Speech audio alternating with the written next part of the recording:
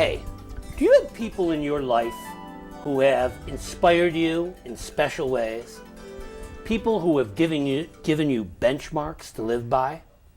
Well, are you lucky today, because mine happens to be a writer. Someone who has been with me for years. A good friend, a wonderful writer. My name is Vin Dacquino. Our next guest, Roberta Silman. Roberta, you have been part of my life for years. Today, I need you to share all of that wonderful expertise with our audience. Roberta, who are you and what do you do? Well, I'm a fiction writer. Yes, you are. And I've been a fiction writer for a very long time. And I was very lucky because my first story was published in the New Yorker in the early 70s. And I've written a couple of collections of stories and novels. Unfortunately, nothing has been published fairly recently, but we're hoping to change that. That's good. That's good. And I have two new novels and a collection of stories, and so I'm working on I have a new agent, and I have a small press interested in one of the new novels. Now, your writing goes back some time. Right. Goes back to a time when your son, and we're not even going to say that he's in his 40s now, was like 12 years old. I was a dreamer. I was dreaming of doing a book someday, and you took me under wing. I will never forget that. One of the things you said to me was, Vinny, you just have to do what you know best. You know children, write a book about children. And as it turned out, I did. The book that I wrote, the first book, was Kiss Candy Days Goodbye. Right. And one of the models for the book was your own son. And you've been giving me advice for years now. And I follow religiously many of the things you say. I remember how proud I was to read some of those stories you had in magazines. You've written several stories for magazines. Oh, absolutely. Big time magazines. Yeah. I was lucky. The New Yorker, the Atlantic Monthly, Red Book. Wow. McCall's. I had a wonderful editor at McCall's. Now there's there are wonderful people at the American Scholar, and they're interested in my work. And we have that new story is published in the digital edition. And I had another story there in 2009. I had a remembrance of my teacher, Grace Paley, also in the American Scholar. Wow. So, but there aren't many magazines publishing stories now. They're just not doing it anymore. No. Well, you even won the Hemingway Prize, wasn't it? Right, for that book, for this story. Yeah. But no, it was honorable mention for the Hemingway Prize. But that was the year they couldn't agree on the book, and they kind of gave it to a romp. But there were three books. There were three judges, 3 books, and they couldn't agree. So they. Right. But we ended up in Mary Hemingway's apartment. Wow, is that right? Yeah. Oh my God. Yeah. Well, so that was Blood fun. Relations was a book that really was one of the first books that inspired me. What I liked most about it is it practices what you preach. Write what you know. There's one story in here you know. It's my absolute 100% favorite short story. It's a wonderful story about a mother and her child.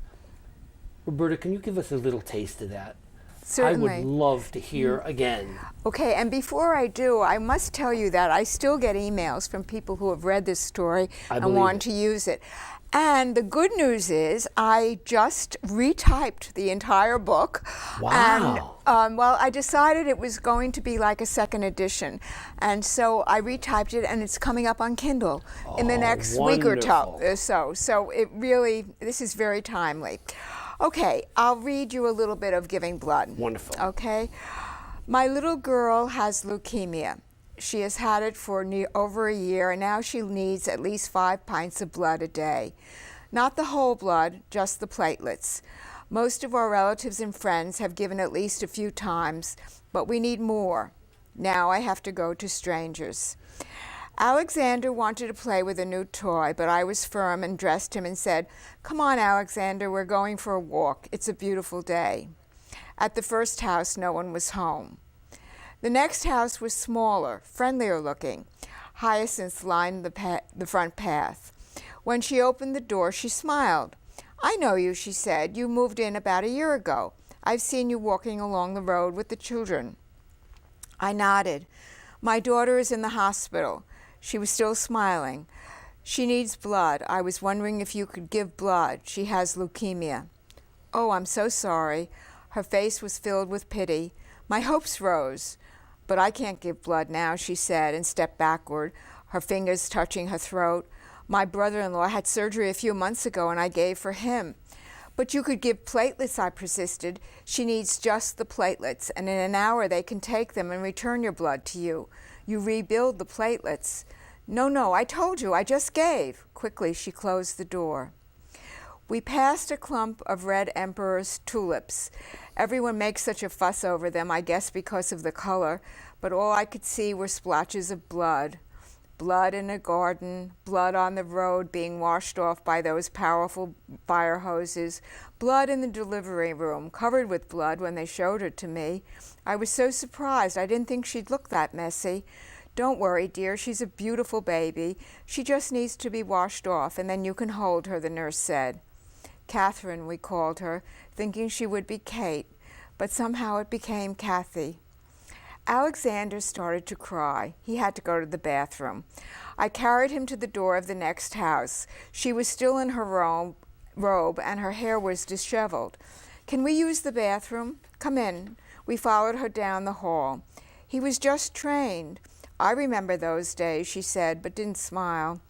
When we came out of the bathroom, she said, "Are you new here?" "No, we moved in a year ago." I took a quick breath, determined not to lose my chance. Her hand was on the doorbell. "I didn't ring your bell just for Alexander. I was coming to ask if you could give blood. My little girl, Kathy, has leukemia." Her face didn't change. "It takes only an hour." Her eyes were vacant, silence. Then, "I don't give for anyone but my family. It's a rule I made a long time ago." We were dismissed. I look as though I'm collecting for a charity. That turns them off, I guess. People don't give the way they used to. My mother never refused anyone. She kept a jug of change in the kitchen and always gave a little. Money is easy, though. You just put your hand into the jug. Blood, that's another thing. Long ago, when we were first married, Matt and I discussed it. Someone we knew was having open heart surgery. "Giving blood is a tremendously complicated matter for some people," he said then. "I once knew a man who said he could give it but never accept it. He was a Scot and afraid of getting Irish blood or something like that." We had laughed. "And now, sometimes I don't even feel real." "What do you want?" their eyes say. "Blood." "What do you want, blood?" "Yes," I want to yell. "There's nothing wrong with asking for it. It's okay, legitimate, even good. You all have it, everyone, flowing through your bodies. It's almost blue until it hits the air. A red ocean in my dreams, but it's blue like the sea. Salt in the sea, salt in your blood. They say that's proof of evolution." Wow. Beautiful. Okay, well. Roberta, your stories, for me, have been gifts. I go back to them sometimes, the way I go back to old friends, to revisit, to feel good again. You taught me that you don't write with your hand, you write with your heart. And that's what I learned from you. And that was a valuable gift. And when Josh, your son, came to me at 12 years old, I asked him, "Josh, why aren't you wrestling? Why aren't you on my wrestling team instead of being the manager?" And he said, "I can't." And then finally, he built the courage to tell me the truth, that he had diabetes, that he had been giving himself injections for years. He begged me for a book. He said, when my other students had problems, I would hand them a book about divorce, about bullying, about peer pressure. Why wasn't I giving him a book? There wasn't a book. He asked me if I knew about diabetes. I lied. I said, "Yeah." And he said, "No, you don't." And he knew, like you. And he knew that. And I went out and I learned about diabetes. I went in hospitals. I sat in the room. I went because I learned from you. If you really want your reader to understand your heart, you better be ready to put it on the table. That is what you have given me. You taught me how to write with my heart instead of just my hand. Vinny, I must tell you that the next collection of stories is called Heartwork. That figures. Yeah. Tell me a little bit about that. You and I have been friends for almost 40 years. And I will tell the truth. I've lost track somewhere along the way. You've been writing wonderful things that I haven't been able to read all of them. There was a time when you couldn't write a word that I didn't read. Okay, It's been a long time, so tell me what you're doing now. Okay, well, I've been working since Beginning the World Again was published in 1990, which is a long time ago. I've still been writing. People say to me, are you still writing? And I read recently, the answer to that is, are you still breathing? And no, I've been writing. I wrote a novel about Berlin. I call it my Berlin novel. It's called Secrets and Shadows, and I think that will see light soon. Wow. And it's about a couple who go, a man who was hidden in Berlin as a child, a Jewish boy, and then kind of reinvents himself in the United States after the war. He marries, but unfortunately the marriage has many problems because he doesn't tell the whole story. And so there are many disconnects, and they finally divorced in about 1985. But when the Berlin Wall comes down, he calls his ex-wife. Neither of them has remarried, and they go back to Berlin in 1989. Wow. And it's like a fugue.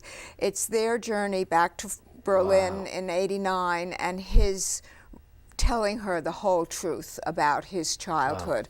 Wow. So there's that novel. Then there's another novel called Nothing Was Simple, which is from a Hemingway quote from A Movable Feast, where he talks about his life in Paris. It starts with Lindbergh's flight. Wow. A man and a woman who are strangers to each other witness Lindbergh's taking off in 1927. And it goes back a little bit, and then it continues until Kennedy's assassination. It's an intergenerational novel, roughly based on my parents' lives. Oh, wow. Yeah. I remember them. Yes, you do. And then there have been stories all along, and mostly stories published in the Virginia Quarterly Review or the American Scholar, and a couple in McCall's after that. Now, I told you what my favorite Roberta Silman story is. Now I have to tell you what my favorite Roberta Silman quote is. Okay. We were in the large group room of the Ardsley Middle School, and you were addressing, it must have been 200 kids in there, and you talked about your writing, and then one little student put his hands up and said, "Excuse me, Miss Silman, what's your favorite story?" And you looked at this kid right in the eye and you said, "My goodness, that's like asking a mother what her favorite child is. We love them all differently." And that stuck with me forever because you're right. I have 9 books out there, and people ask me that, and I love to give them your answer. And it's true. It's what you put into it. You love to go back, revisit some of the feelings that you've had. I think that's what makes your work special to me. You don't write about incidents. You write about feelings. You write about things that you remember from your heart, your emotions. And you work your emotions so beautifully into your stories that you actually take the reader there. Now, I did read a recent story of yours about your grandson. And it's how you and your husband took this child out on a day journey. It was wonderful. I was there. Roberta, I was standing right there from the beginning of this story to the end. You just have a wonderful knack of bringing us into your life. Do you have a favorite story?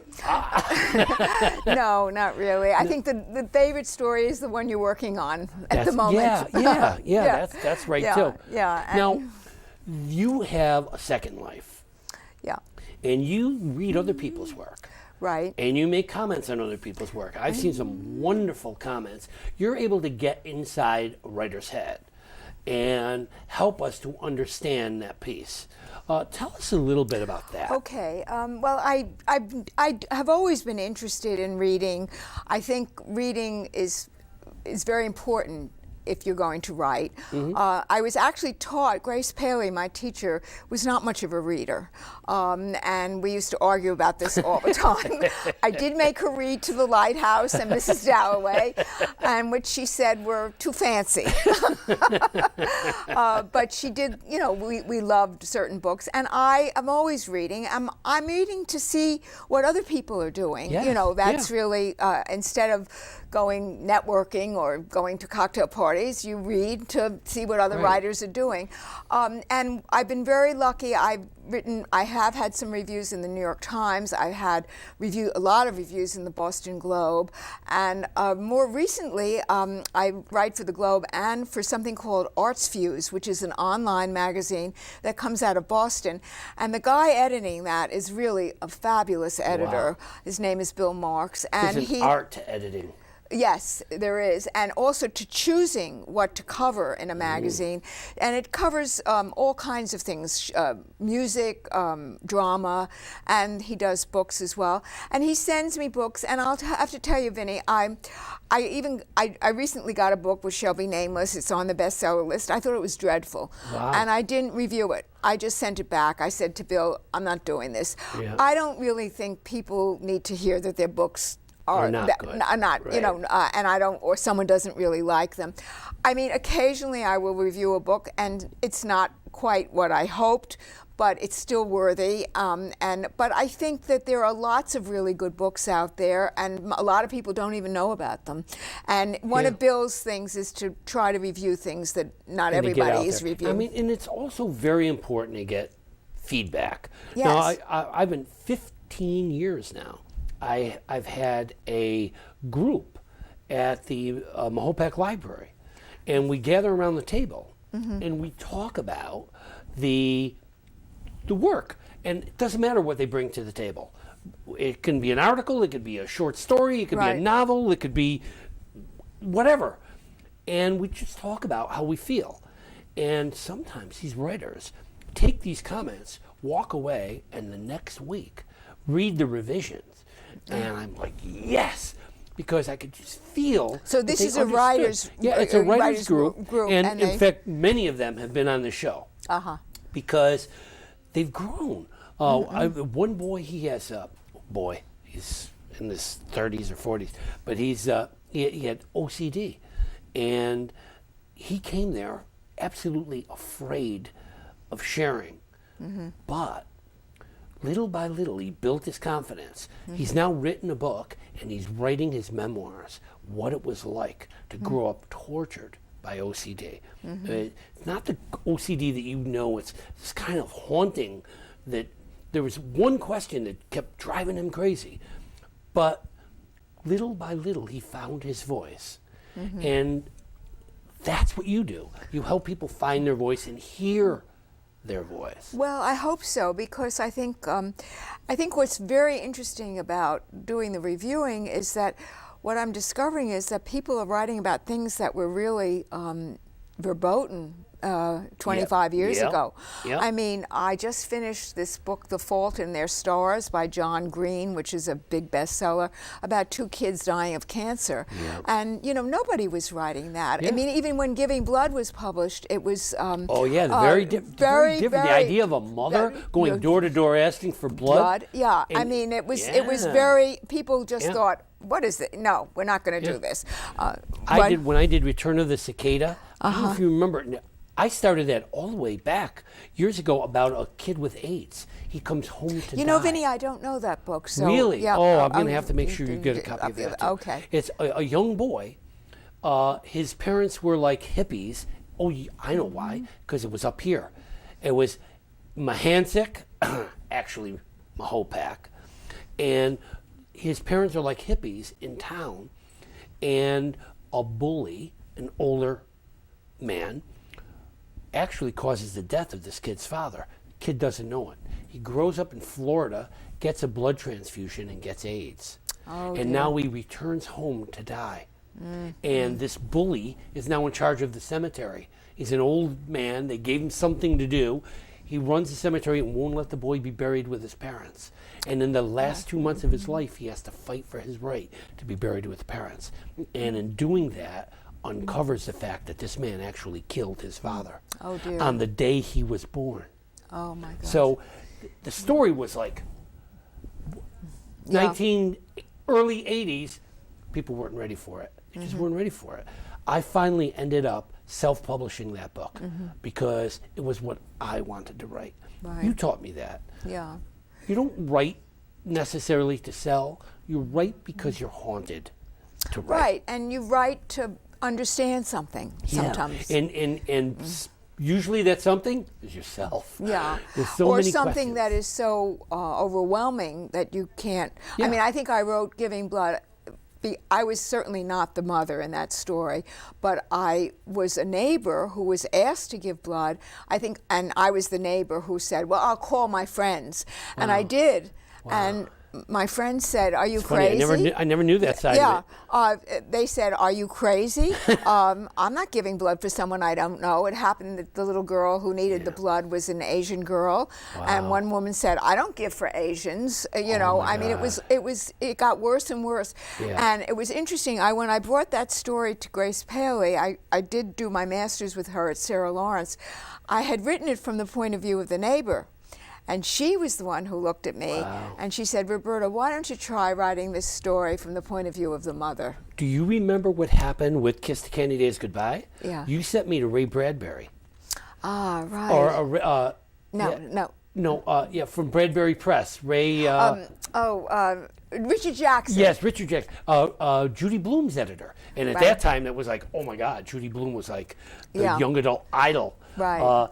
And the whole book was written in third person, and Richard Jackson said, "No, you're going to have to change this book to first person." And I changed it to first person, loved it, and he said, "No, now I don't like the book." I know. And then you sent me over to George Nicholson over at Dell. Right. And then Dell ended up publishing it. Yeah. So that's another thing you taught me, is how to look at a book from different angles. Sometimes it's just the point of view. Sometimes it's the voice. Yeah, and also sometimes you have to find the right editor. Yeah, that's right. That's right. And that's crucial. Yeah. The other thing you taught me is, or that I've always admired in you, is your fascination in people. You love personalities, and you love to meet new people and get into their heads a little bit to see what they're like. Well, but that's what writers do. That's what writers do. And you help me to understand that. Yeah. That writers are observers. And kids come to me and they say, "What do you need to become a writer? What do you have to do? What courses do you have to take?" I said, it's not so much courses. You have to understand that writing is sometimes an imitation of life. And you have to understand life. Smell it, taste it, Well, and you feel also it. have to know details. There's a wonderful story about Vladimir Nabokov, who a kid came to him and said, "I want to be a writer." And he looked, and he was at Cornell, and I was at Cornell at the same time that he was at Cornell, a very long time ago. And he said to this kid, "Well, tell me what you see outside the window." And he said, "I see a tree." And Nabokov said, "What kind of tree?" And the kid said, "I don't know." And Nabokov said, "Well, when you find out, come back." Wow. And I mean, you have to do research. You have to know what you're looking at. Yep. I told you my favorite quote of yours. My favorite quote of mine is when a student said to me, "What's the hardest part of writing?" And I said, "Being on both sides of every kiss." And he said, "What?" I said, "When you write a scene of a boy and a girl kissing each other, you have to be the boy and you have to be the girl. Yeah. You have to be on both sides of that kiss. You have to be on both sides of every argument.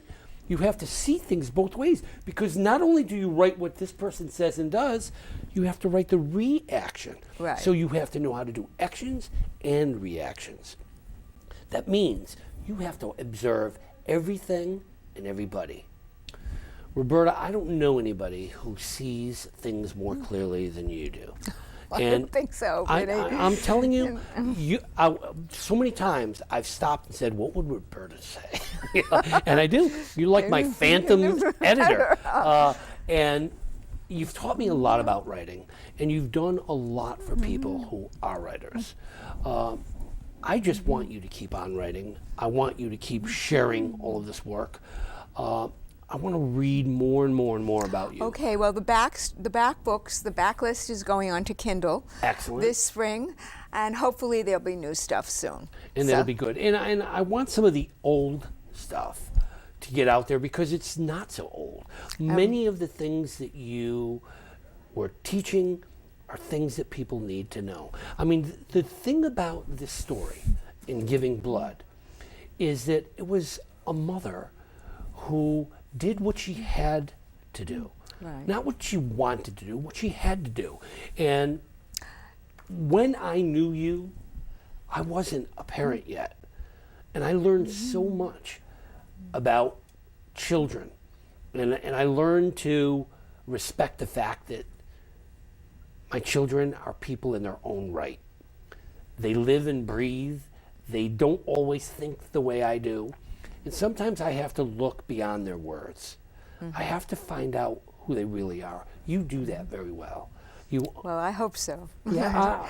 And I must tell you that there's some movie interest in this this novel. Tell me about Beginning that. the World Again. Well, just a little bit of a nibble. And but what's interesting is that some of the stuff that I was interested in is now kind of other people are interested in. Right. There's apparently a new book called The Wives of Los Alamos. I don't know if there's any it's coming. I think it was just recently bought. But what's interesting is sometimes you're ahead of your time. Yep. And I'm hoping that with the reissue of this stuff on Kindle, that there'll be an audience. I hope you accept this as a compliment. What this book, Beginning the World Again, reminded me of, and I hope this works for you, Who's Afraid of Virginia Woolf? Because you're so in their heads, and you're into their lives, you're into their dreams, and that's what this book, you were inside those families and helping us to understand what happens in your head. Now, well, and also when something is really at stake, like something like the atomic bomb. Yeah. I think that I don't know that people were ready for that book when it first came out. I don't, but it helped us to understand how to get into someone's head. Yeah. Well, I hate when time flies, but it is fun. And it's flown. So, Roberta, it is a treat for me to have you here. Well, it was a pleasure for me. To talk again. I want people out there, go read her books. It will be a gift. Trust me, it will be a gift to you to read Roberta Silman's books. Thank you for joining us. Thank you for being here today. Roberta, always a pleasure. Thank you. Okay, are we off Great. now? Yep, we're just about off. They can